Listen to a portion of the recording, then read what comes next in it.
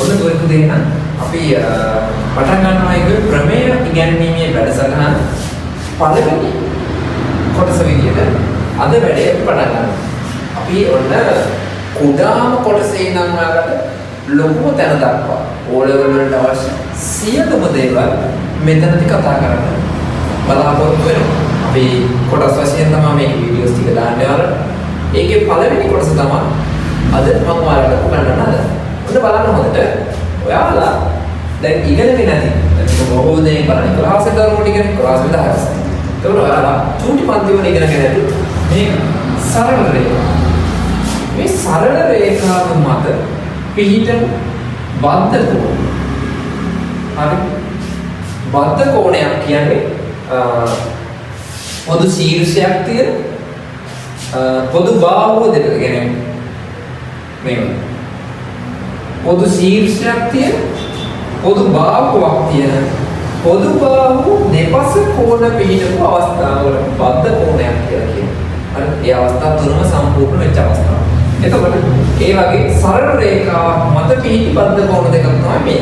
අපි හිතමු මේ කෝණය x මේ කෝණය y කියලා.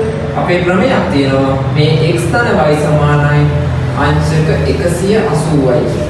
එතකොට අපි බලමු. දැන් අපේ ප්‍රමේය තමයි සරල රේඛාවක්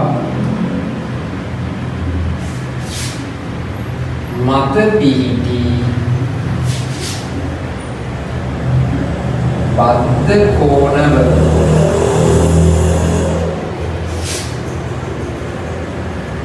i අංශක 180යි කියන එක.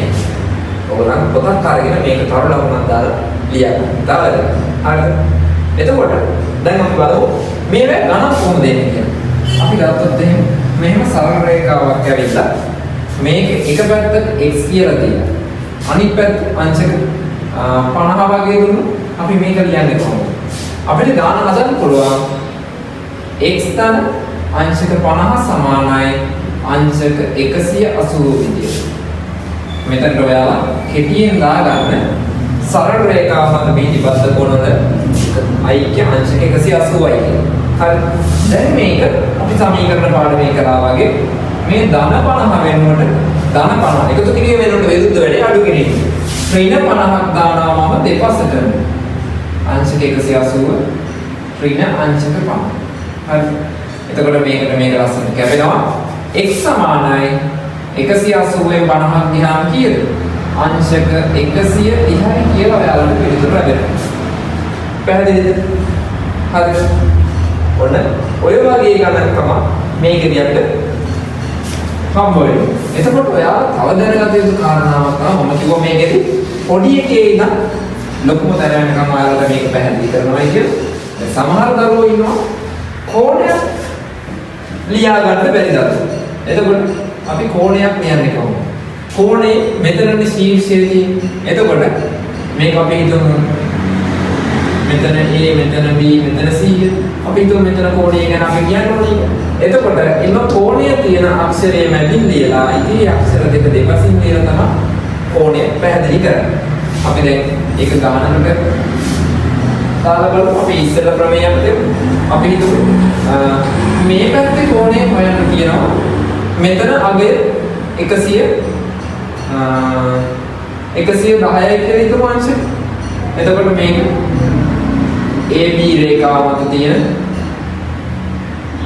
CD රේඛාව කියනකොට එතකොට මේක අපිට ලියන්න පුළුවන් ACD කෝණය ධන DCB කෝණය සමානයි අංශක 180යි කියලා. එතකොට බලන්න දැන් අපි දන්න කෝණය මේකට ආදේශ කරමු. දන්නේ කවුද? ACD එක නේද? අංශක 110 ධන DCB කෝණය සමානයි අංශක 180යි කියලා අපි දානවා. එතකොට මේ ධන 110 වෙනකොට ඍණ 110ක් දානවා දෙපස්සටම. ලස්සනට මේකට මේක කැපිලා යනවා. එතකොට අපි යනවා DCB කෝණය සමානයි 180 110ක් ගියාම කීයද? අංශක 70යි කියලා වලට පිළිතුර ලැබෙනවා. පැහැදිලිද?